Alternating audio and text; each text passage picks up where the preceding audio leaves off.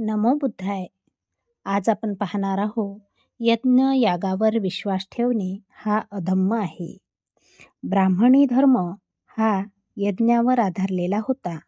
काही यज्ञांना नित्ययज्ञ म्हणत, काहींना नैमित्तिक.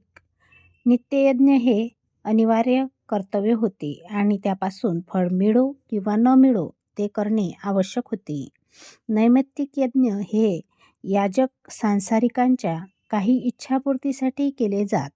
ब्राह्मणी यज्ञात सुरापान, पशुबलिदान आणि स्वच्छंद आचरण घडत असे. तरीसुद्धा हे यज्ञ धार्मिक कृत्य समजली जात. अशा यज्ञावर आधारलेल्या धर्माला भगवान बुद्धाने मान्यता दिली नाही.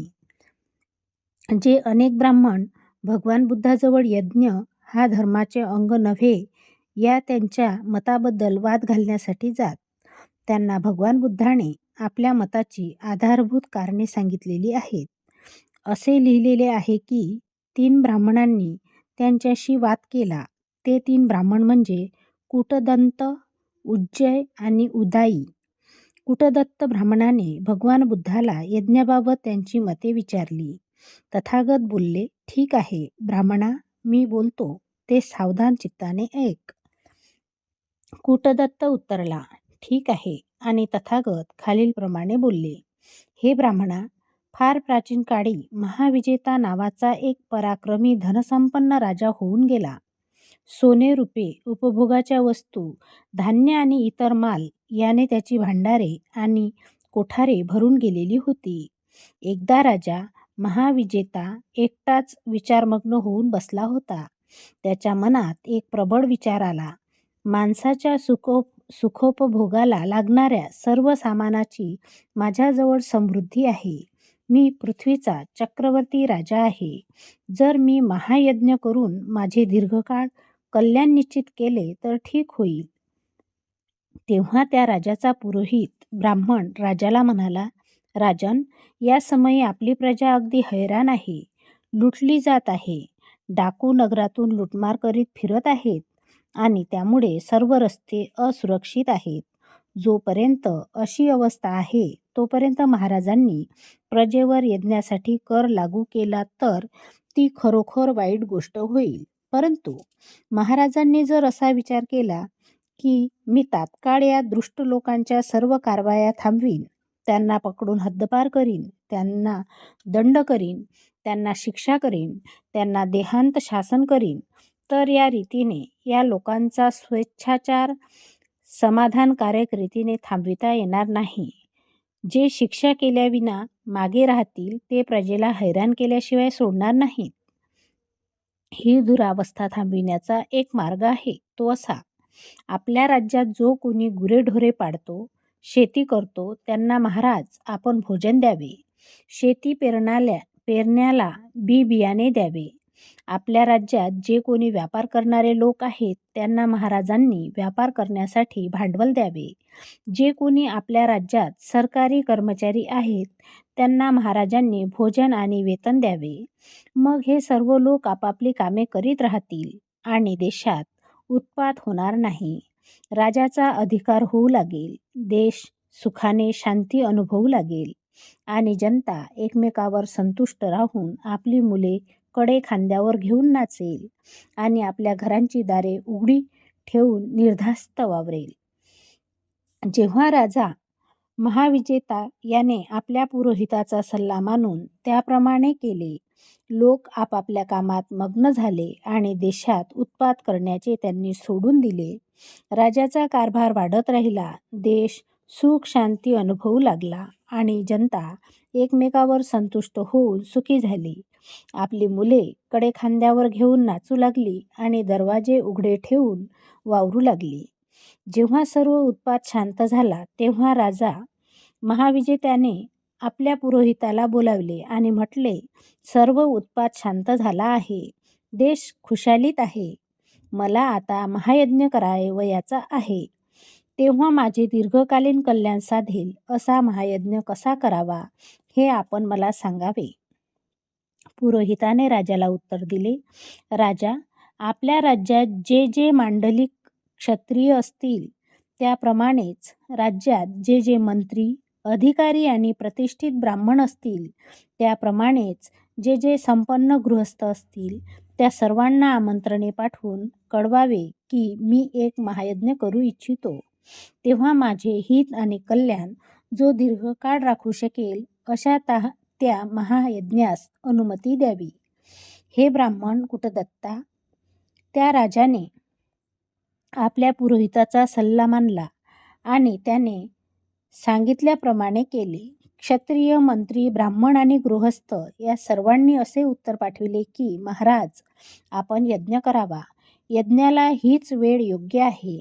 राजा विजेता हा सुज्ञ आणि गुणसंपन्न होता. त्याचा पुरोहितही तितकाच सुज्ञ आणि गुणसंपन्न होता.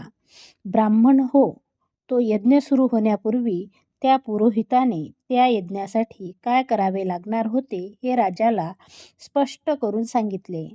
तो पुरोहित बोलला, महाराज, यज्ञाचा प्रारंभ करण्यापूर्वी किंवा महायज्ञात आहुती देत असताना किंवा त्यानंतर जर महाराजांना अनुताप वाटू लागला की अरे रे, मी माझ्या संपत्तीचा केवढा मोठा भाग या यज्ञात खर्च केला, तर ते योग्य होणार नाही. महाराजांनी असला विचार मनात येऊ देता कामा नये.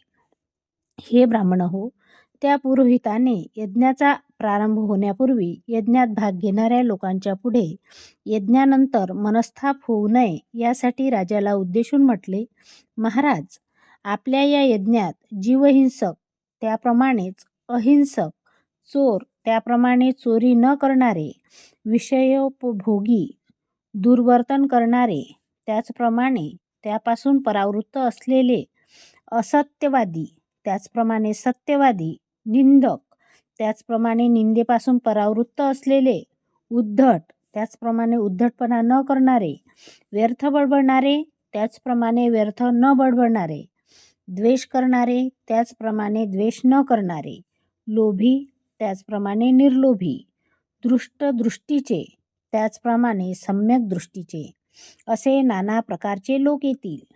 त्यापैकी दुष्कृत्य करणाऱ्या दुर्जनांना दूर आपल्याच कार्यात मग्न राहू द्या. परंतु जे सत्कृत्य करणारे असतील त्यांच्यासाठी सर्व विधी महाराजांनी करावेत. त्यांना संतुष्ट राखावे. त्यांच्याच संतोषाने महाराजांना शांती लाभणार आहे. आणि ब्राह्मण हो, त्या यज्ञात बैलांचे बळी दिले गेले नाहीत. बकऱ्यांची, कोंबड्यांची, पुष्ट डुकरांची किंबहुना कोणत्याही सजीव प्राण्याची हिंसा करण्यात आली नाही. यज्ञयुपासाठी झाडे तोडण्यात आली नाहीत. यज्ञभूमीवर पसरण्यासाठी दर्भाची कापणी झाली नाही. जे दास, दूत आणि कर्मचारी या यज्ञातील कार्यासाठी नेमले होते त्यांना काम करायला लावण्यासाठी काठी वापरली गेली नाही की भय दाखविले गेले नाही. आपले काम करताना त्यांच्या डोळ्यातून अश्रू ओघळले नाहीत. ज्याला काम करावेसे वाटले त्याने ते काम केले. ज्याला वाटले नाही त्याने काम केले नाही. ज्याला जे योग्य वाटले ते काम त्याने केले. ज्याला जे योग्य वाटले नाही ते काम केले गेले नाही. केवळ तूप, तेल, लोणी, दूध, मध आणि साखर यांच्याच आहुतीने तो यज्ञ तडीस गेला. जर तुम्हाला यज्ञ करावयाचा असेल तर त्या राजा विजेत्यासारखा यज्ञ करा, अन्यथा यज्ञ व्यर्थ आहेत. प्राण्यांचे बळी देणे ही निर्दयता आहे. यज्ञ हा धर्माचा भाग होऊच शकत नाही. जो धर्म जीवहिंसेने तुम्हाला स्वर्गप्राप्ती मिळवून देईल म्हणतो तो धर्महीन धर्म आहे. कुटदत्ताने भगवान बुद्धाला प्रश्न केला, गौतमा, जीवहिंसेपेक्षा अधिक फळ देणारा, अधिक लाभदायक असा दुसरा काही यज्ञाचा प्रकार आहे काय? होय ब्राह्मणा, आहे. असा तो यज्ञ कोणता? तो यज्ञ म्हणजे श्रद्धाशील अंतकरणाने हिंसा, स्तोम, कामपूर्तीसाठी मिथ्याचार, असत्य भाषण आणि बेसावतपणाचे मूळ म्हणजे जे उत्तेजक मद्याचे पान यापासून परावृत्त होण्याची प्रतिज्ञा करणे, हा तो यज्ञ आहे. उदारदान, निरंतर दान, गृहदान आणि उपदेशग्रहण या सर्वाहूनही तो श्रेष्ठ प्रकारचा यज्ञ आहे.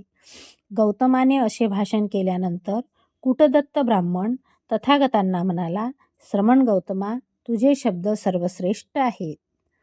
उज्जय नावाचा ब्राह्मण तथागतांना म्हणाला, गौतमा, यज्ञसूत्य समजतात काय? नाही ब्राह्मणा, मी यज्ञाची स्तुती करीत नसतो. तरी सुद्धा कुठल्याच यज्ञाबद्दल चांगले म्हणत नाही असे नाही. ब्राह्मणा, ज्या ज्या यज्ञामध्ये गोवध करतात, बकऱ्या आणि मेंढरांची कत्तल उडते, कोंबड्या आणि डुकरे कापली जातात आणि विविध प्रकारच्या सजीव प्राण्यांचा नाश होतो, म्हणजे ज्या ज्या यज्ञात हिंसा घडते, ते यज्ञ माझ्या मते स्तुतीस पात्र नाहीत. असे का ब्राह्मणा? कारण असल्या हिंसेपासून व हिंसेक यज्ञापासून सज्जन अथवा सन्मार्गगामी लोक दूर राहतात. परंतु हे ब्राह्मणा, ज्या यज्ञात गोवध होत नाही आणि सजीव प्राण्यांची हिंसा घडत नाही, असल्या अहिंसक यज्ञाची मी स्तुती करतो. असले यज्ञ म्हणजे उदाहरणार्थ प्राचीन काळापासून रूढ असलेले दानधर्म आणि कुटुंब परिवाराच्या हितासाठी केलेला त्याग. असे का? कारण हे ब्राह्मणा, सज्जन व सन्मार्गी लोक असल्या हिंसारहित यज्ञाच्या समीप जातात. उदयन ब्राह्मणानेही उज्जयाने विचारलेल्या प्रश्नासारखेच प्रश्न तथागताला विचारले. तो म्हणाला, श्रमण गौतमा, तुम्ही यज्ञाची स्तुती करता काय? बुद्धाने उज्जयाला जे उत्तर दिले तसेच त्यालाही दिले.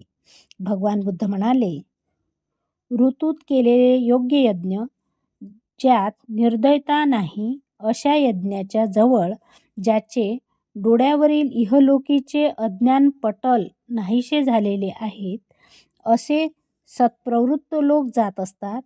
ज्यांची जन्ममरणाची ये जा आता संपली आहे, तेही या यज्ञाजवळ जातात. प्रज्ञावान आणि पुण्यशील माणसे सांगतात, यज्ञात अथवा श्रद्धायुक्त कर्मकृत्यात श्रद्धाशील अंतकरणाने आहुती दिली तर ते याजक पुण्यमार्ग चालू लागतात. अशा श्रेष्ठ मार्गगामी लोकांनी उदारपणे दिलेल्या आहुतीने देव संतुष्ट होतात.